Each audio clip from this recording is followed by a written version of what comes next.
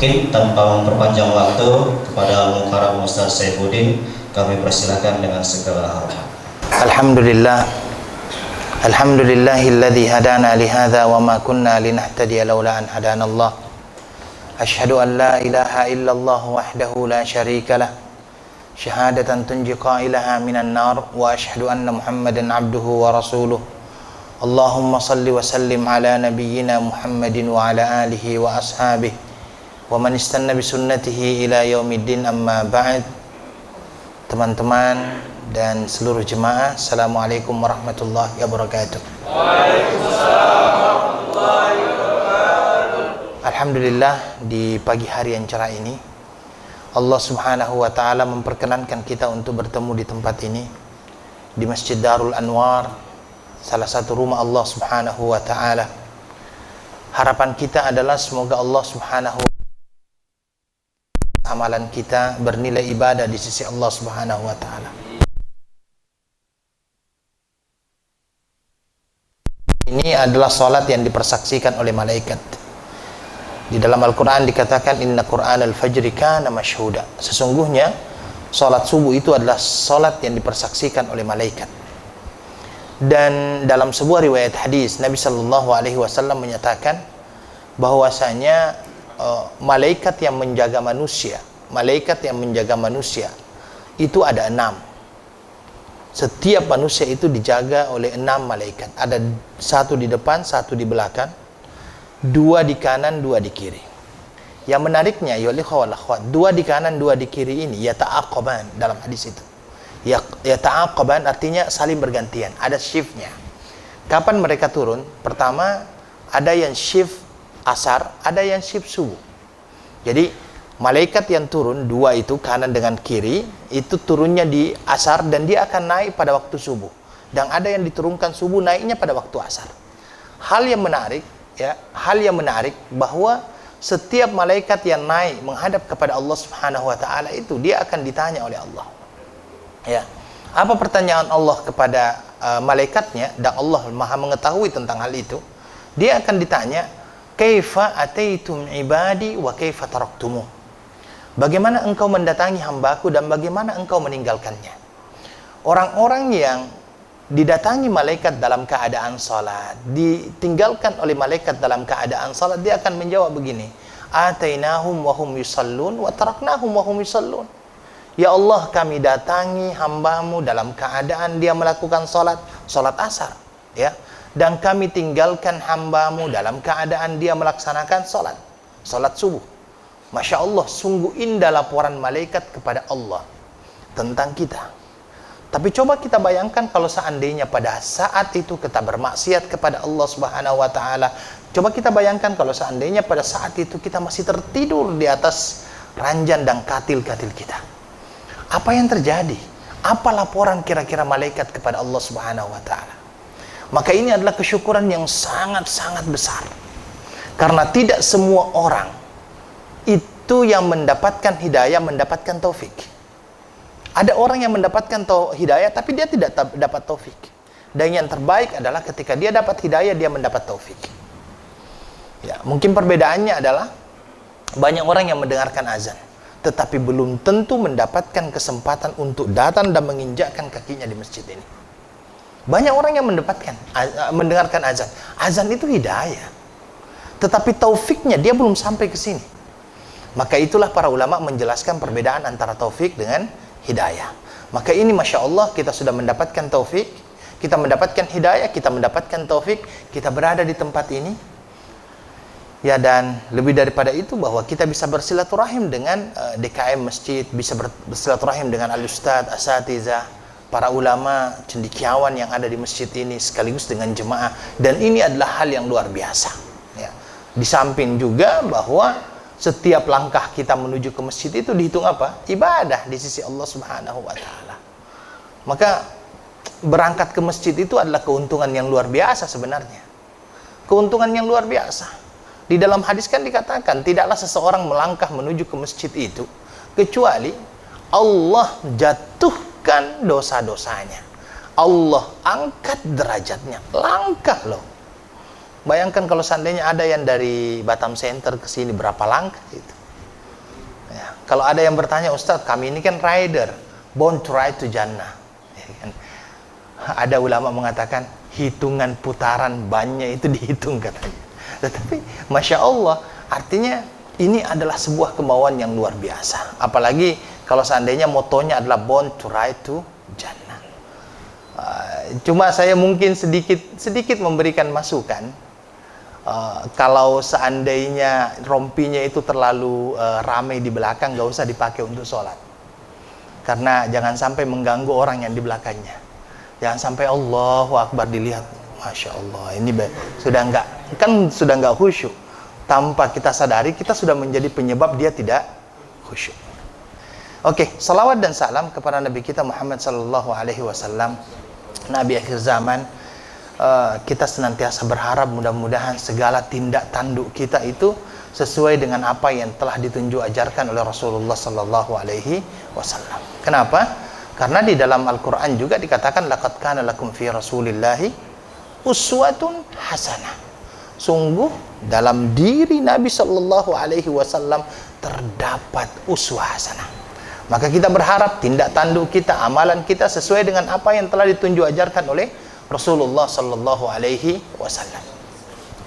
Taib, ayyuhal ikhwan wal akhwat, pada subuh hari ini mungkin kita mencoba untuk muhasabah saja. Artinya kita baru saja selesai dan keluar dari sebuah madrasah yang bernama Ramadan. Ya. Ramadan itu kalau kita melihat dalam katanya aslinya, asli bahasa Arabnya, itu artinya orang mengatakan biasanya ar-ramdha. Ar-ramdha itu artinya panas.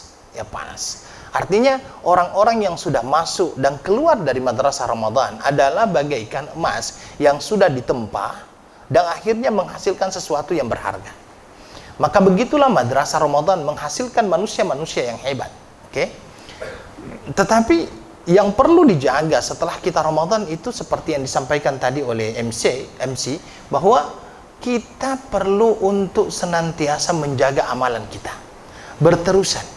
Yang di dalam bahasa agamanya dinamakan dengan istiqomah. Ya, istiqomah. Istiqomah ini mahal.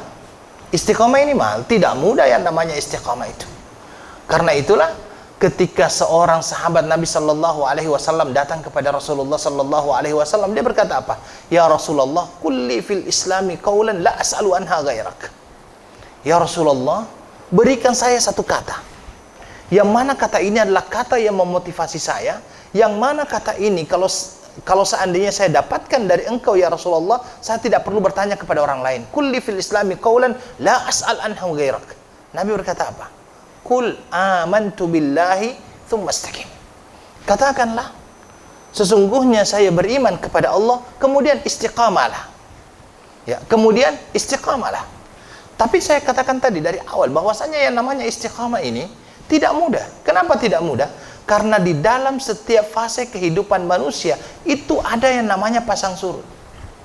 Kadang kita rajin, Masya Allah. Kalau sudah datang rajinnya, Masya Allah. Ya kan? Luar biasa. Tetapi manusia tidak selamanya berada di dalam puncak kerajinan itu. Kadang-kadang dia turun. Ketika dia turun, rumah di samping masjid saja susah untuk datang. Ya. Itu kalau sudah turun. Tapi memang itulah yang dinamakan dengan manusia itu, dia naik turun, naik turun, naik turun. Ya, naik turun. Karena iman juga yazidu wa yanqus. Iman itu bisa bertambah, bisa berkurang.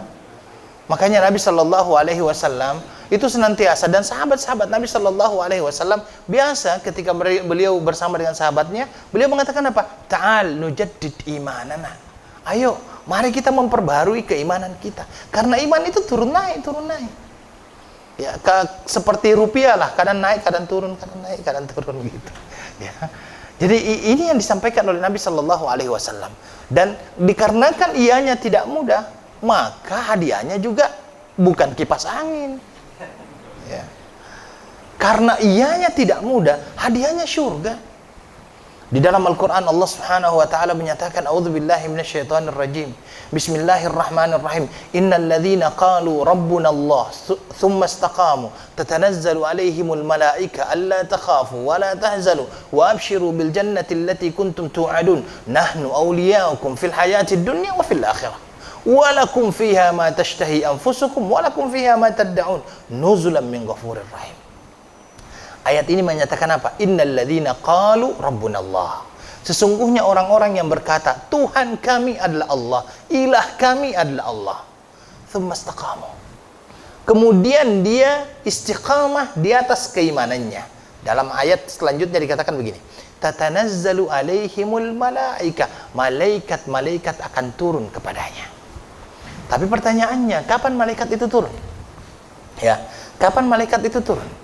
Dalam tafsir Ibnu Katsir, beliau menafsirkan ayat ini mengatakan tatanazzalu inda huduril maut.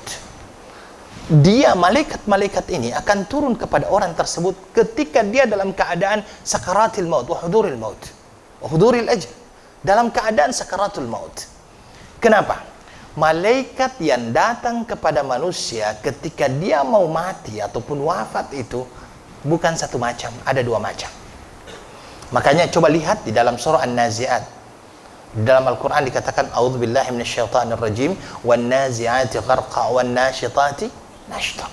Demi malaikat yang datang kepada manusia yang mencabut nyawanya dengan penuh kekerasan, dan demi malaikat yang datang kepada manusia dengan penuh kelemah lembutan. Yang datang kepada orang-orang yang tidak beriman itu adalah malaikat-malaikat yang akan mencabutnya dengan penuh kebengisan, kekerasan, dicabut dengan keras. Sedangkan yang akan datang kepada orang-orang yang beriman ini adalah yang penuh kelemah lembutan bagi orang-orang yang istiqamah tadi.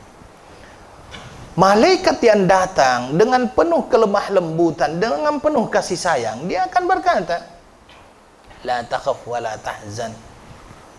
Ya, jangan pernah sedih, jangan pernah takut. Wa abshir bil jannati allati kuntum tu'adun.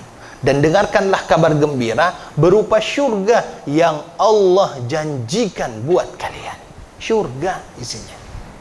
Syurga bagi orang-orang yang apa tadi? Istiqamah. Bagi orang-orang yang istiqamah.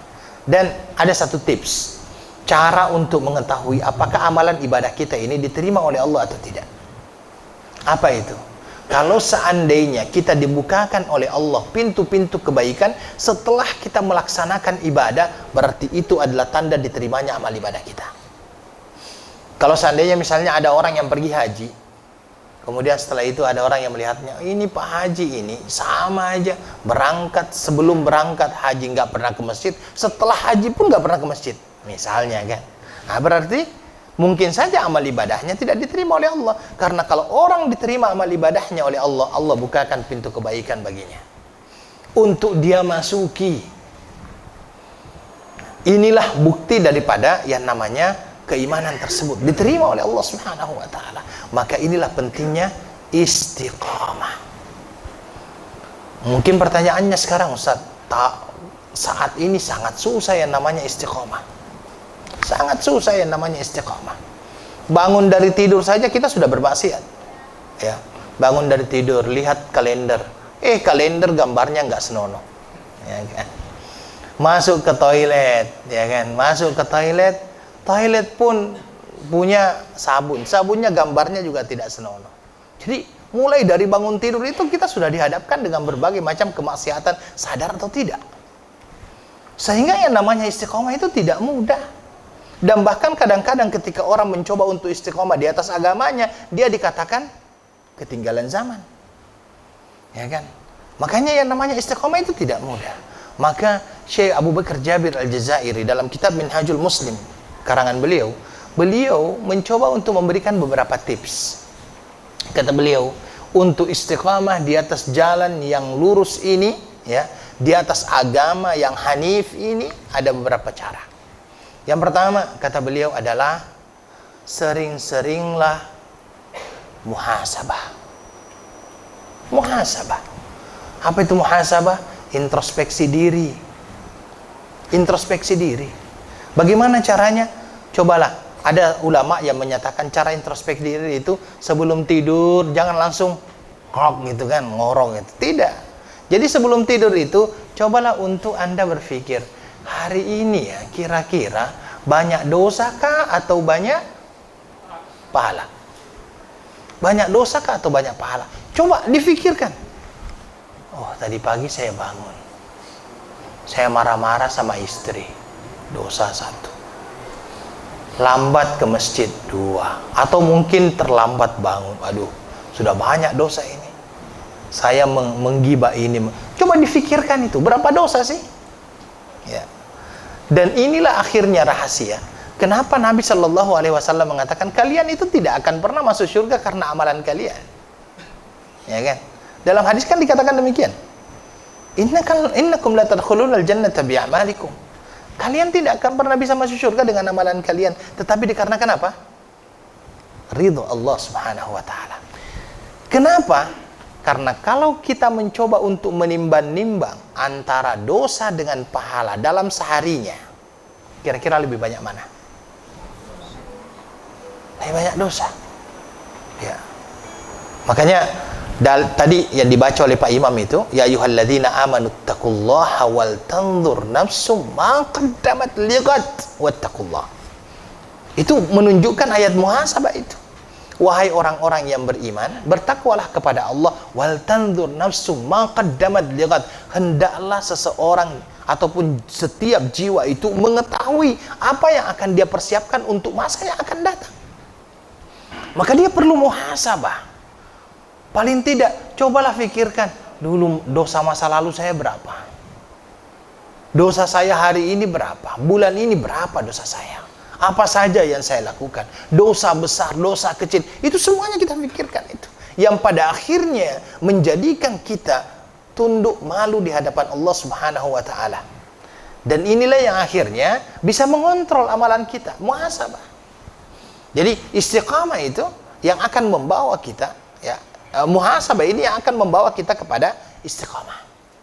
Kemudian yang kedua, ya, setelah muhasabah ini banyak-banyaklah muraqabah. Apa itu muraqabah?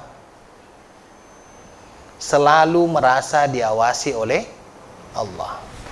Tahun ini Polda Kepri sudah mencanangkan untuk mengadakan yang namanya tilang elektronik. Betul tidak? Tilang elektronik ini nantinya kan dia pakai kamera. Ya, pakai kamera. Di setiap lampu merah, sekarang saya lihat arah ke bandara kan sudah ada itu.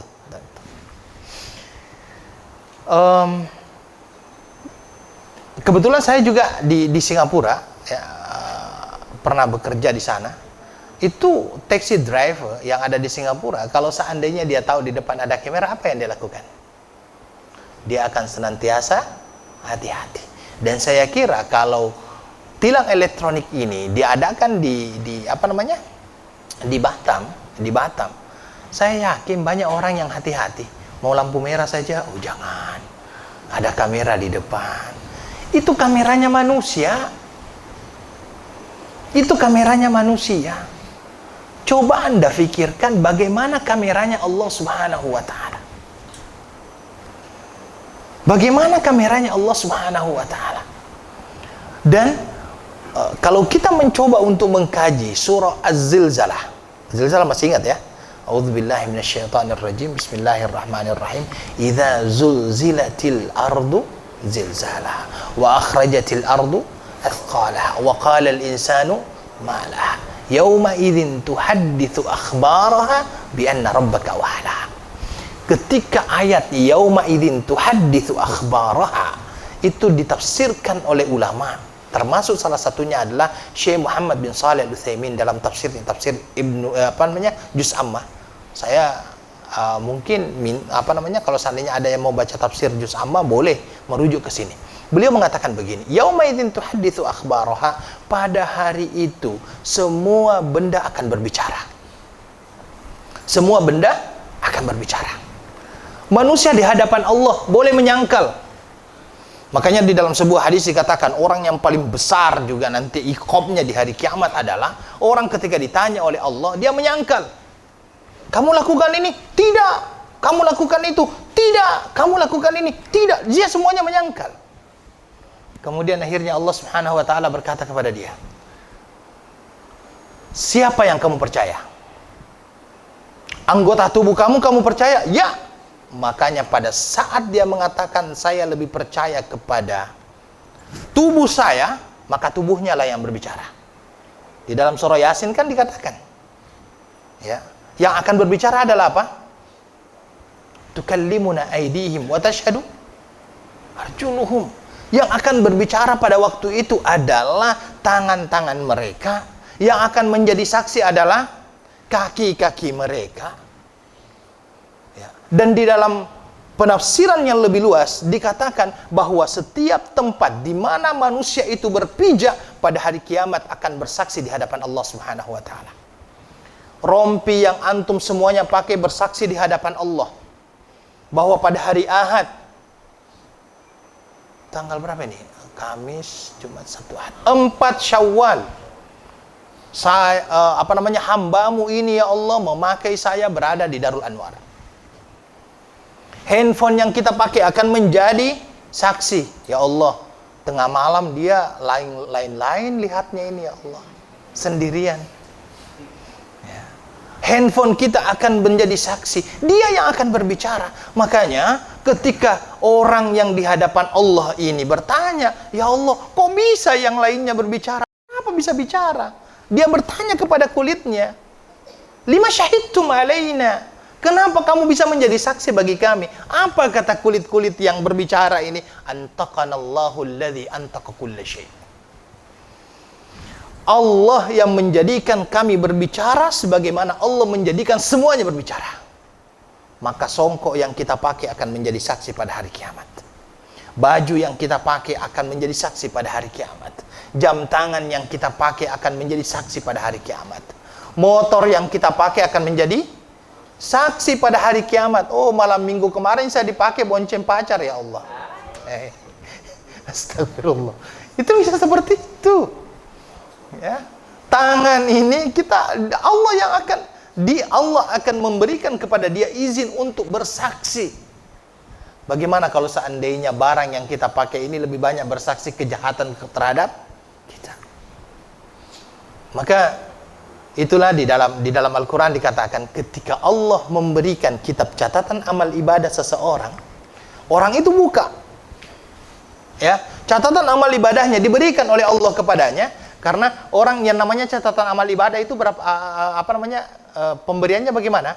Fa amma man utiya kitabahu biyaminihi fasawfa yuhasabu hisabai yasira wa yanqalibu ila ahlihi masrura wa amma man utiya kitabahu wara'a dhahri fasawfa yad'u thubura wa yaslah sayra.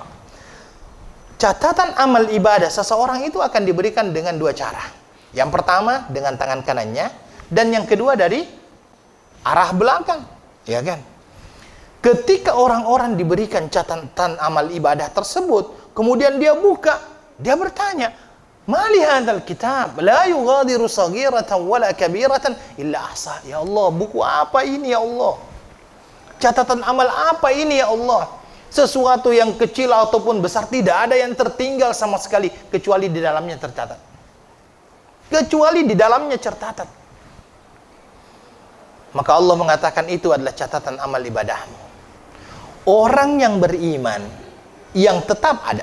Yang namanya orang beriman bukan berarti tidak ada dosa ya. Orang yang bertakwa kira-kira tidak ada dosa enggak? Tetap ada dosa. Ya.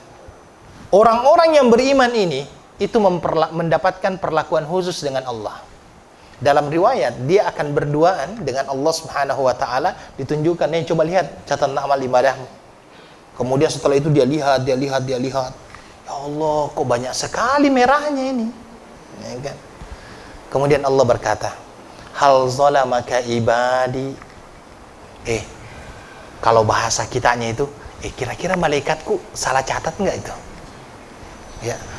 Ditanya, Allah bertanya kepada dia, "Hal zalamaka ibadi." Catatan itu benar enggak tuh? Malaikatku salah catat enggak tuh? Apa kata dia? Tidak ya Allah. Apa yang ada saya akui. Orang yang beriman yang mengakui itu, kata Allah, satartuha laka fid dunya wa aghfiru lakal yaum. Di dunia saya tutup rapat-rapat dosa kamu ini. Tidak ada yang tahu, hanya saya dengan kamu yang tahu. Dengan malaikat, wa aghfiru lakal yaum. Hari ini saya ampuni dosamu. Ya.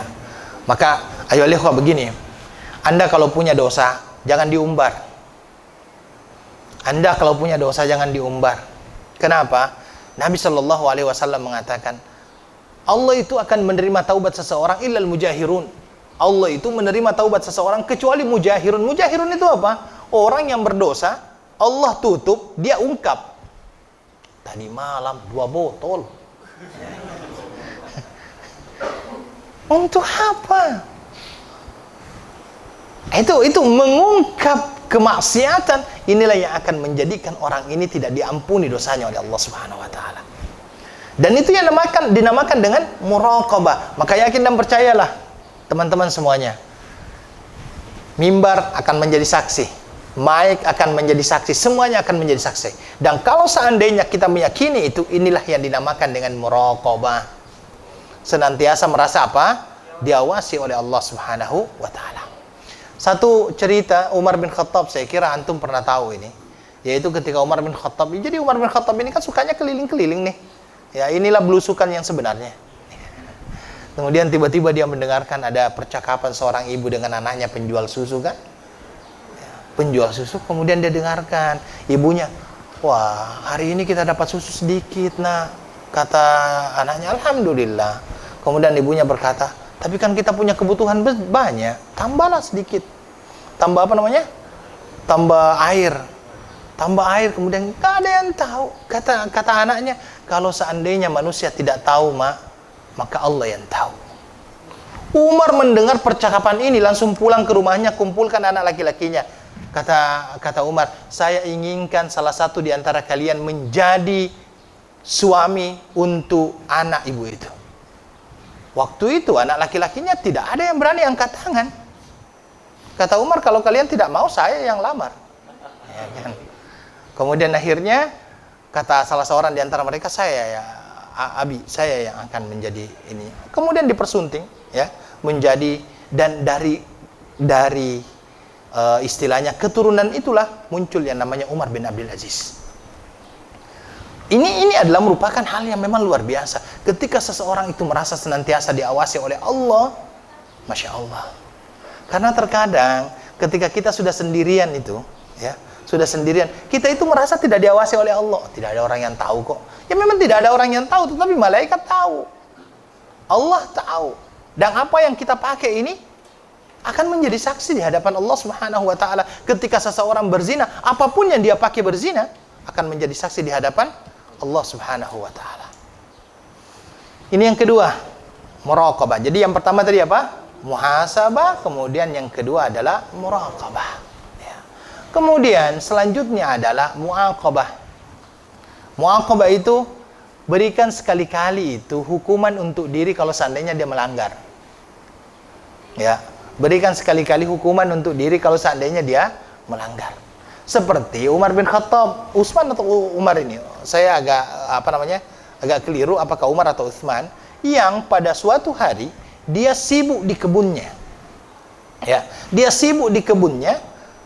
Kemudian ketika dia kembali, orang sudah balik dari masjid. Dia tidak melakukan sholat berjamaah. Apa yang dia katakan?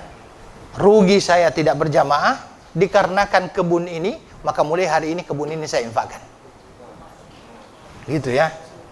Jadi kalau Anda punya motor besar gitu, ini melalaikan saya dari sholat ini, saya infakkan. Gitu.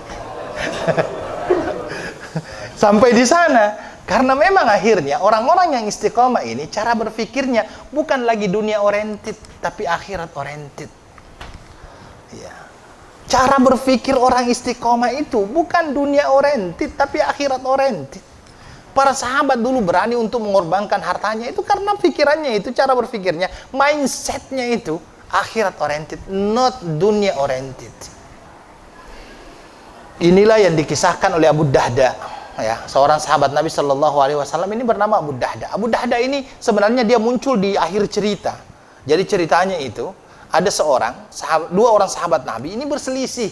Ada salah seorang sahabat Nabi ini ingin membuat pagar antara kebunnya dengan kebun saudaranya. Di tengah-tengah pagar, jual kepada saya. Tidak ya Rasulullah. Kata Nabi, ya fulan, mau tidak pohon kurma kamu itu diganti oleh Allah Subhanahu wa taala dengan pohon kurma di surga? Ternyata orang ini tetap berkata apa? Tidak mau ya Rasulullah. Masya Allah. Tidak mau ya Rasulullah. Abu Dahda waktu itu yang mendengarkan perselisihan mereka langsung angkat tangan. Ya Rasulullah, boleh saya membuat negosiasi? Kata Nabi, silahkan.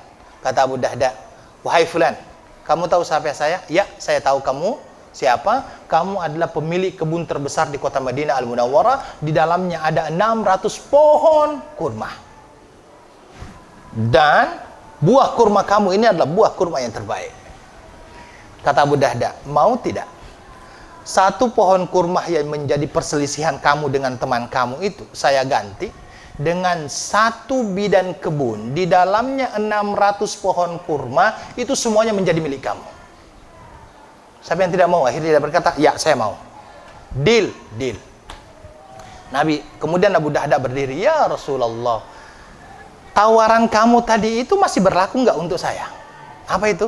Satu pohon kurma diganti dengan pohon kurma di surga. Kata Nabi SAW, ya Abu Dahda, bukan hanya satu pohon kurma, 600 pohon kurma akan Allah gantikan di surga nantinya.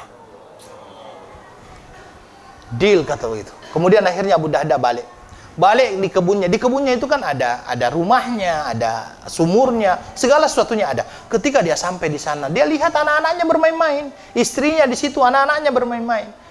Abu Dahda tidak mau masuk ini dalam kebunnya. Kata istrinya, ya Abu Dahda, kenapa kamu tidak masuk? Masuklah. Dia lama lihat, kemudian dia berkata, saya sudah jual kebun ini. Kemudian istrinya berkata, kamu jual kepada siapa? Kepada Allah. Kemudian istrinya tiba-tiba berteriak, Rabihat tijaratu Abu Dahda, Rabihat tijaratu Abu Dahda. Sungguh telah beruntung perniagaan Abu Dahda karena dia menjualnya karena Allah. Kemudian dia ambil anak-anaknya keluar, bahkan Abu Dahda sempat memeriksa anak-anaknya. Masih ada nggak kurma yang tertinggal di kantongnya ini? Dibuang semua ke dalam, kemudian dia keluar. Ini kalau kita lihat secara ekonomi dunia, rugi. Bayangkan 1 dikali 600. Tetapi orientasinya itu bukan orientasi dunia. Orientasinya itu orientasi akhirat. Ya. No dunia oriented, akhirat oriented. Orientasinya akhirat sudah. Orang-orang yang istiqomah itu orientasinya akhirat. Orientasinya akhirat. Maka itu yang ketiga. Dan yang terakhir itu muaqabah ya. Yang terakhir adalah istighfar. Taubat.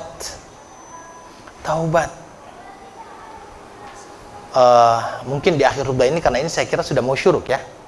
Di akhir ceramah ini saya cerita sedikit tentang seorang Imra'ah Ghamidiyah. Saya kira pernah ada orang yang mendengarkan Imra'ah Ghamidiyah, seorang wanita yang berzina di zaman Nabi Sallallahu Alaihi Wasallam. Imra'ah Ghamidiyah ini datang ke hadapan Nabi Sallallahu Alaihi Wasallam. Dia berkata, ya Rasulullah, inni zanaitu fatahhirni. Ya Rasulullah, saya adalah inni imra'atun hubla fatahhirni. Sorry, terkena tadi. Inni imra'atun hubla fatahhirni. Ya Rasulullah, saya adalah seorang wanita yang hamil karena zina, fatahhirni. Sucikan saya ya Rasulullah. Nabi Shallallahu Alaihi Wasallam ketika wanita itu berada di hadapannya, Nabi sengaja memalingkan wajahnya. Ketika Nabi memalingkan wajahnya, maka wanita ini langsung berada di hadapan Nabi lagi, dan dia berkata, ya Rasulullah, ini imra'atun hubla fatahhirni. Ya Rasulullah, saya adalah seorang wanita yang hamil karena zina, sucikan saya ya Rasulullah. Nabi kembali memalingkan wajahnya. Wanita ini lagi-lagi ke hadapan Nabi. Dia berkata, ya Rasulullah, saya tahu kamu akan menolak saya sebagaimana engkau menolak Ma'iz dulunya. Jadi di zaman Nabi itu, ini sebagai maklumat saja, hanya ada 3 orang yang pernah dirajam oleh Nabi. Ya, yang pertama Ma'iz, kemudian yang kedua wanita ini, yang ketiga orang Yahudi.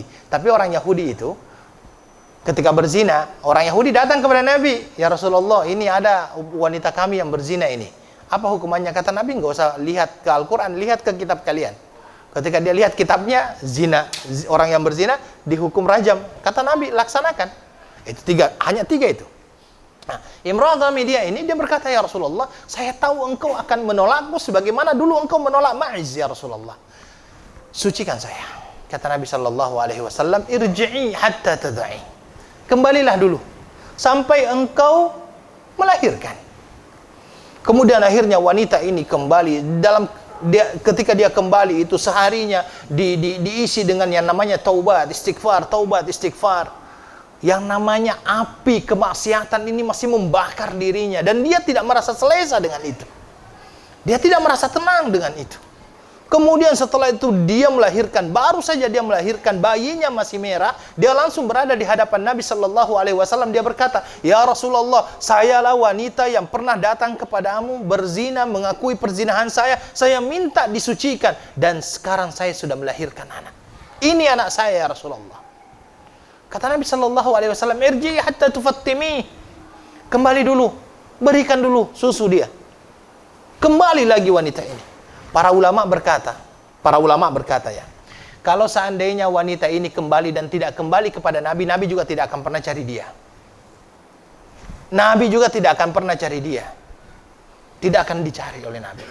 Tapi wanita ini setelah 2 tahun dia susukan anaknya, sampai anaknya itu mampu untuk makan sendiri, dia datang lagi kepada Nabi. Bahkan dia sengaja berikan 1 roti kepada anak itu, pegang roti ini. Kita ke hadapan Nabi. Dia berangkat dan berada di hadapan Nabi, ya Rasulullah, saya wanita yang pernah datang kepadamu 2 tahun lalu, mengakui kesalahanku, kemaksiatanku, dan saya adalah wanita yang hamil karena zina, saya minta disucikan, ya Rasulullah. Ini anak saya sudah saya susukan 2 tahun. Dia sudah bisa makan sendiri, ya Rasulullah. Lihat, ada roti di tangannya, ya Rasulullah. Dia bisa makan sendiri. Kata Nabi SAW kepada dia, kalau seandainya kamu rajam, siapa yang akan mengurus anakmu? Tiba-tiba ada sahabat berkata, saya, ya Rasulullah. Saya, ya Rasulullah. Kemudian akhirnya wanita ini, Nabi berkata, buatkan lubang. Setelah dibuat lubang, wanita itu dimasukkan, kemudian sahabat disuruh untuk melemparnya. Ya, itu adalah hukuman di zaman Rasulullah SAW. Salah seorang sahabat melempar, termuncrat darahnya, kena dia, muncul kata-kata yang tidak mengenakan. Nabi SAW mengatakan pelan. Laqad tabat taubatan law wuzinat ala 70 ahli al-Madinah lawasi'atuhum. Dia sudah bertaubat, taubatnya diterima oleh Allah. Dan sungguh kalau seandainya taubatnya ini diberikan kepada 70 penduduk Madinah yang melakukan kemaksiatan, lawasi'atuhum, cukup untuk mengampuni mereka semuanya. Lihat bagaimana yang namanya taubat mengangkat seseorang dari yang hina menjadi mulia.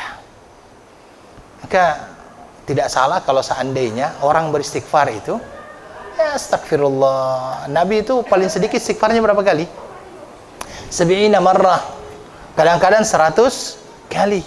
Makanya salah satu zikir kan ya astagfirullah wa atubu ilaih. Setiap harinya itu berapa kali? 100 kali. Maka ini beberapa tips lah agar kita tetap istiqomah di dalam menjalankan ibadah kepada Allah Subhanahu wa taala. Dan terakhir, saya hanya berikan nasihat untuk pribadi saya sendiri dan kita semuanya, bahwa dalam menjalankan yang namanya keistiqomahan ini, menjalankan keistiqomahan,